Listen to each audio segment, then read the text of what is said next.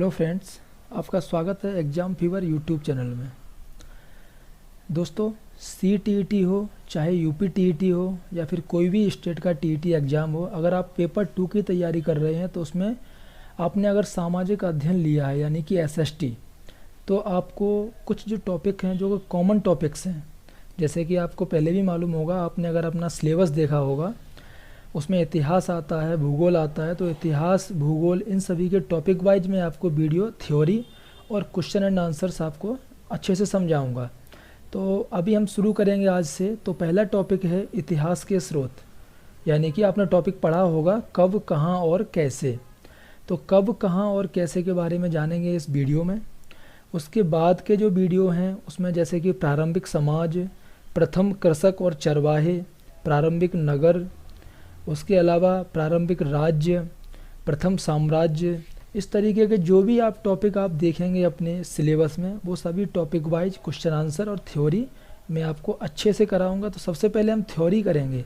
Theory आप जब तक अच्छे से नहीं समझेंगे तब तक आप इनके क्वेश्चंस के आंसर नहीं दे पाएंगे। और चूंकि आंसर ऐसे पूछे जाते हैं कि पूरे के पूरे क्वेश्चन या पूरे के पूरे चैप्टर में से एक क्वेश्चन आए हो सके तो आपको बहुत ही डीपली, बहुत ही अच्छे से समझना है। तो बहुत ही ज़्यादा बातें हैं और मैंने जैसा कि लिखा हुआ है कि इम्पोर्टेंट पॉइंट्स के साथ, तो साथ ही साथ चैप्टर में मैं आपको बताता चलूँगा कौन सी इम्पोर्टेंट बातें हैं। तो सबसे पहले चलते हैं कब, कहाँ और कैसे। इस नाम से ही आपको मालूम चल रहा होगा कि इस चैप्टर में आप क्या पढ़ने वाले हैं। कि पहले के समय में, यानी कि इतिहास के जो स्रोत हैं, हमारा जो भारतीय इतिहास है वो हमें कैसे मालूम चला, कहाँ कहाँ से मालूम चला। तो इतिहास के स्रोत अगर आप जानेंगे तो सबसे पहले आप जैसे कि देखिए,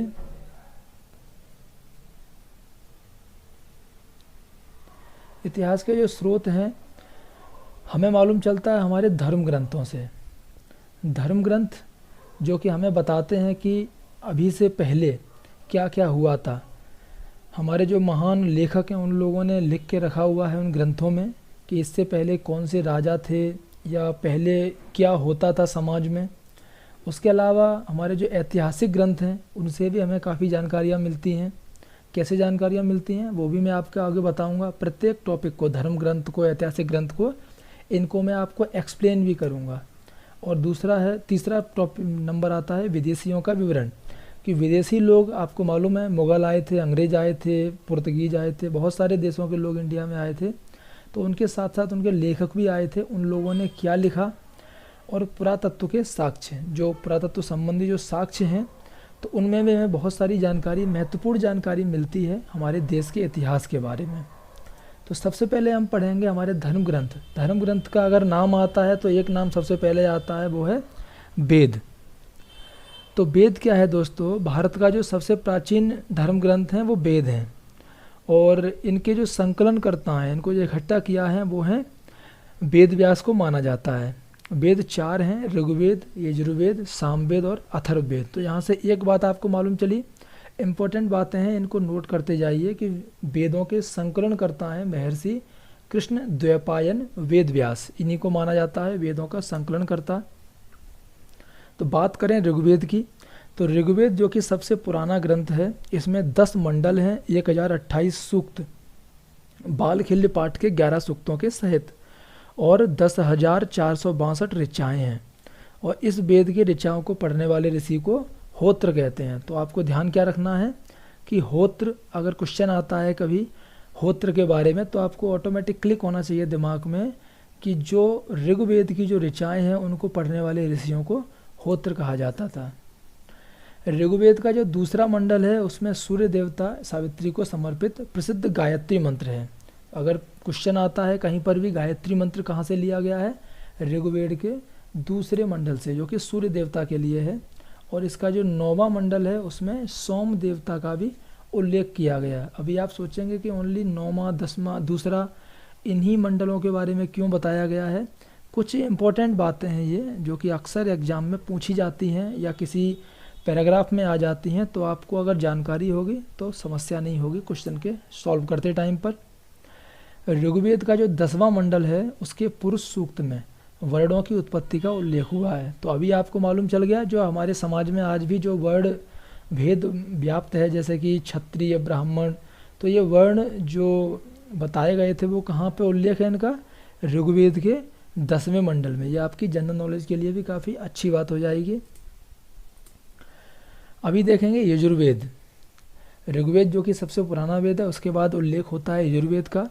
तो यजुर्वेद में मंत्रों और बलि के समय अनुपालन के लिए नियमों का संकलन है। यजुर्वेद में क्या है, मंत्र हैं, और जो बलि के समय पर जो नियम होते हैं उनके बारे में बताया गया है। और यजुर्वेद को जो पाठ करता है, इनको पाठ करने वाले को अधर्यु कहा जाता है। सामवेद जो कि तीसरा वेद है, सामवेद क्या है, इसे भारतीय संगीत का जनक भी कहा जाता है, और यह गाई जा सकने वाली ऋचाओं का संकलन है, यानी कि इसमें टोटल काव्य है।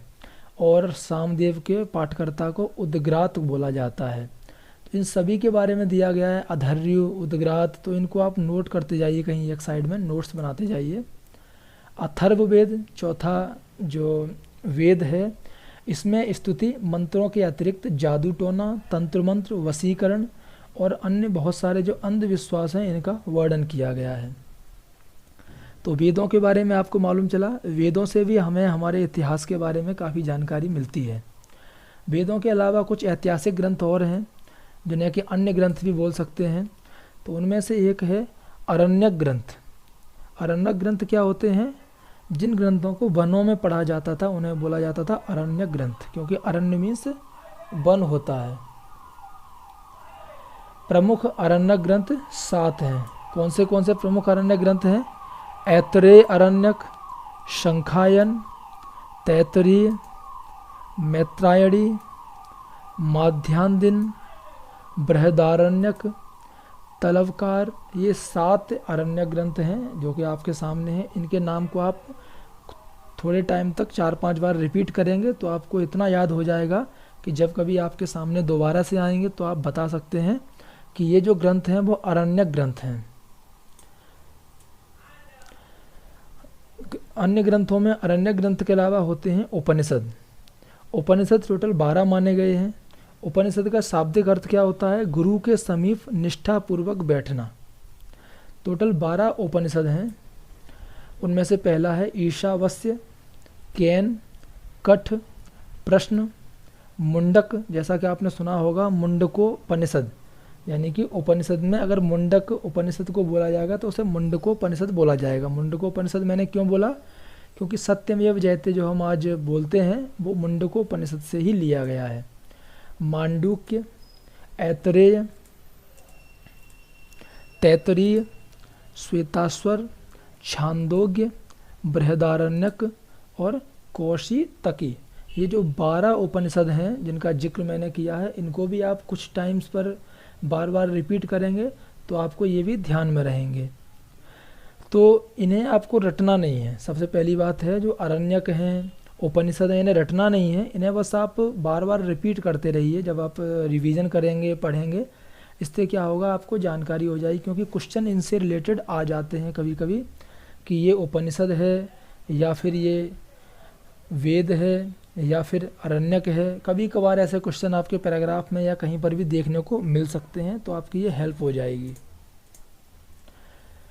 जैसा कि मैंने बताया था कि सत्यमेव जयते मुंडकोपनिषद से लिया गया है। और जो मुंडकोपनिषद है उसके अनुसार 6 वेदांग भी होते हैं। आपने अरण्यक के बारे में जाना, उपनिषद के बारे में जाना, अभी अगली चीज़ है वेदांग। ये सभी क्या हैं? भारत के ग्रंथ हैं पुराने। तो वेदांग कौन से हैं? शिक्षा, कल्प, व्याकरण, निरुक्त, छंद और ज्योतिष। ये 6 हैं वेदांग।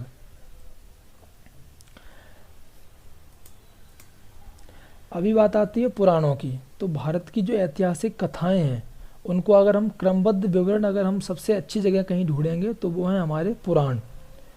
और जो पुराण हैं इनके रचयिता लोमहर्ष और इनके पुत्र उग्रश्रवा इनको माना जाता है। क्या नाम है इनका? लोमहर्ष और उग्रश्रवा।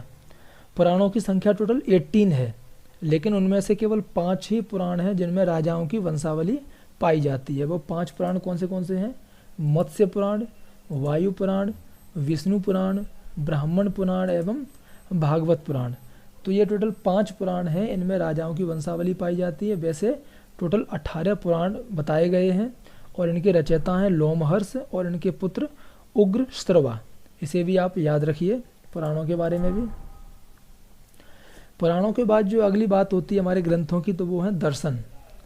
दर्शनों की संख्या है 6, इसीलिए इन्हें षड दर्शन कहा जाता है। 6 को संस्कृत में षड बोलते हैं, तो इन्हें बोला जाता है षड दर्शन। कौन से हैं? पहले हैं न्याय गौतम ऋषि दर्शन, दूसरे हैं वैशेषिक कणाद ऋषि, तीसरे हैं सांख्य कपिल ऋषि, चौथा है योग दर्शन पतंजलि ऋषि, और पांचवा है पूर्व मीमांसा जैमिनी, और उत्तर मीमांसा Badarayana.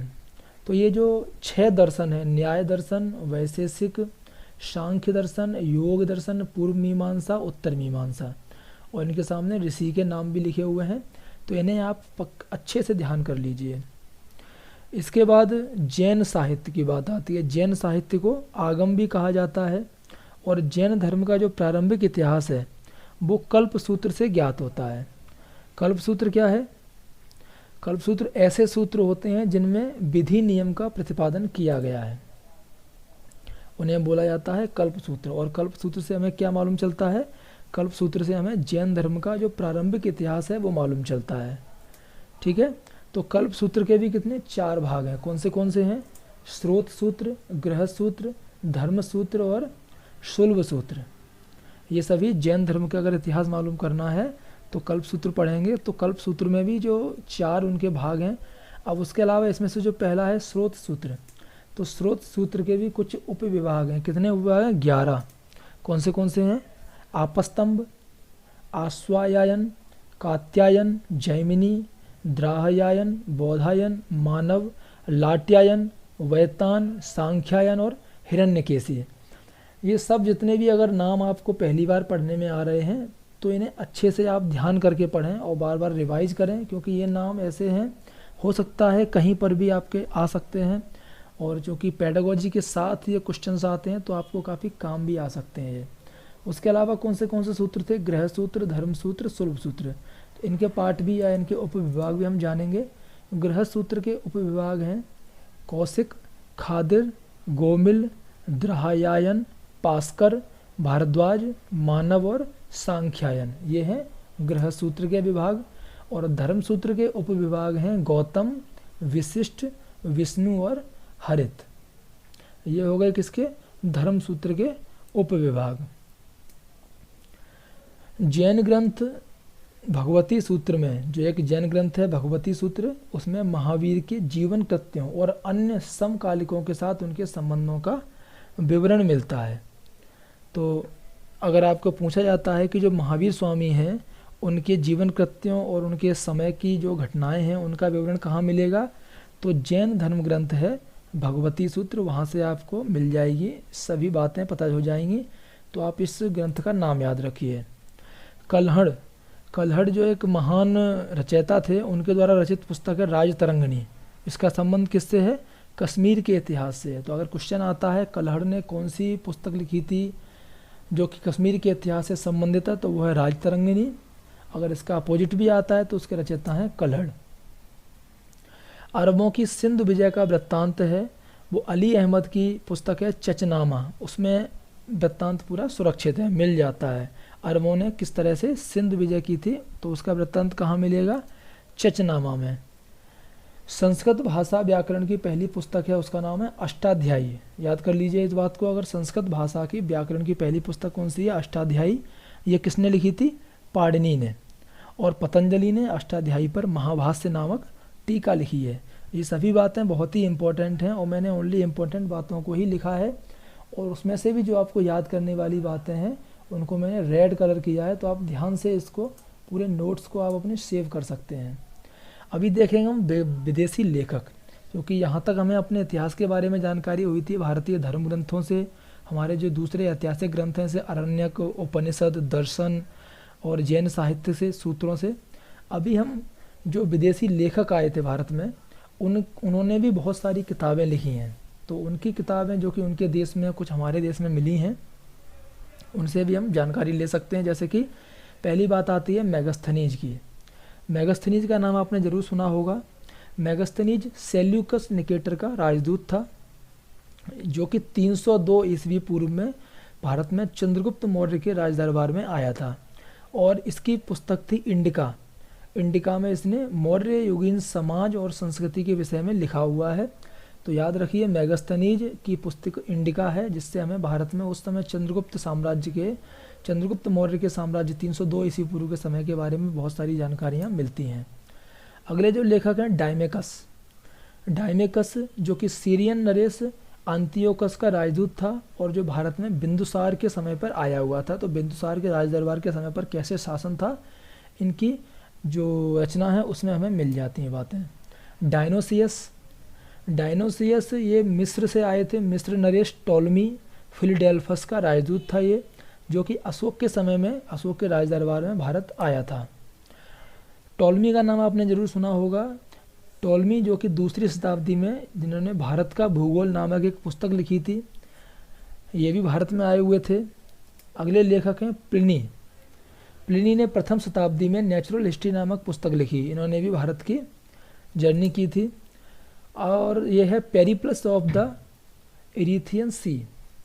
Periplus of the Erythraean Sea एक पुस्तक का नाम है और इस पुस्तक के लेखक के बारे में अभी जानकारी नहीं है। और ये पुस्तक जो कि करीब 80 ईस्वी में हिंद महासागर की यात्रा पर इसका लेखक आया हुआ था, उसने लिखी थी पेरिप्लस ऑफ द इरिथियन सी। अगर कभी आती है आपके सामने ये नाम तो आप बता सकते हैं इसके बारे में।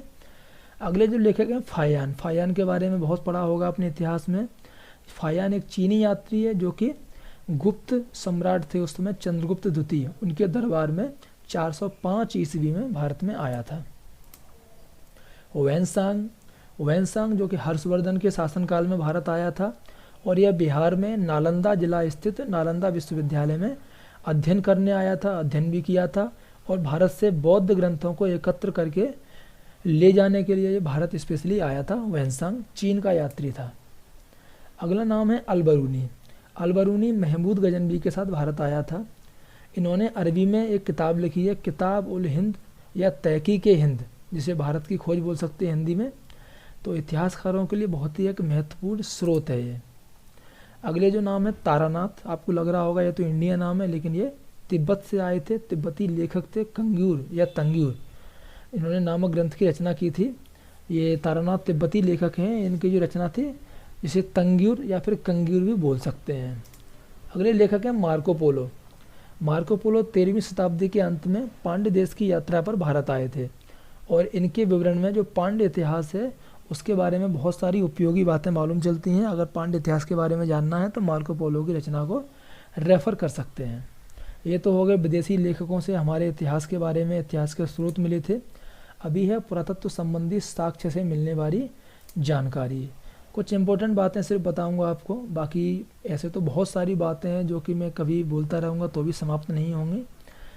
तो सन 1400 ईस्वी पूर्व में एक अभिलेख है बोगाज कोई, एशिया माइनर, उससे वैदिक देवता मित्र वरुण, इंद्र और अश्विनी कुमार के नाम मिलते हैं। तो ये भी हमें जानकारी मिलती है, अभिलेख है जो बोगाज कोई। उसके अलावा भारतवर्ष हमारे देश का जो नाम है उसका उल्लेख हाथी गुम्फा अभिलेख में सर्वप्रथम मिला था। ठीक है। और प्राचीनतम जो सिक्के हैं उनको आहत सिक्के कहा जाता था और इसी को साहित्य में कासार्पण भी कहा गया है। समुद्रगुप्त की जो बीड़ा बजाती हुई मुद्रा है, उस मुद्रा को छपा करके जो सिक्के हैं उन सिक्कों को देखने के बाद ही समुद्रगुप्त को संगीत प्रेमी होने का प्रमाण मिला है। आजकल के समय में इतिहास में पुडुचेरी के निकट है अरिकमेडू, वहाँ से रोमन सिक्के प्राप्त हुए थे। तो ये जो कुछ इम्पोर्टेंट बातें थीं इतिहास के स्रोत, कब, कहाँ और कैसे, आपको वेद, उपनिषद, कल्पसूत्र, दर्शन और विदेशी लेखक और कुछ पुरातत्व की बातों से हमें मालूम चली। दोस्तों, इन इम्पोर्टेंट बातों को आप 2-3 बार रिपीट कीजिए इस वीडियो को, तो आपको बहुत अच्छे से समझ में आ जाएगा, क्योंकि बहुत सारी नई बातें होंगी जो अभी तक आपको किसी ने बताई नहीं होंगी। चूँकि CTET है, दिनों दिन टफ हो रहा है, तो आपको बहुत ही डीपली पढ़ना होगा। आपको कोई भी डाउट होता है तो आप कमेंट करके मुझे पूछ सकते हैं। इसके जो क्वेश्चन एंड आंसर हैं वो भी मैं आपको सॉल्व कराऊंगा। तो आप लोग थ्योरी को अच्छे से प्रिपेयर कर लीजिए और क्वेश्चन आंसर को मेरे साथ देने के लिए तैयार रहिए। वीडियो आपको कैसा लगा कमेंट करके ज़रूर बताएं। अच्छा लगा है वीडियो, आपको पूरा का पूरा SST सामाजिक अध्ययन कंप्लीट करना है मेरे साथ, तो आप लोग मेरे चैनल को सब्सक्राइब कर सकते हैं। वीडियो को लाइक कर दीजिए, अपने दोस्तों को भी शेयर कीजिए। डेली आपको एक नया वीडियो मिलेगा। धन्यवाद दोस्तों।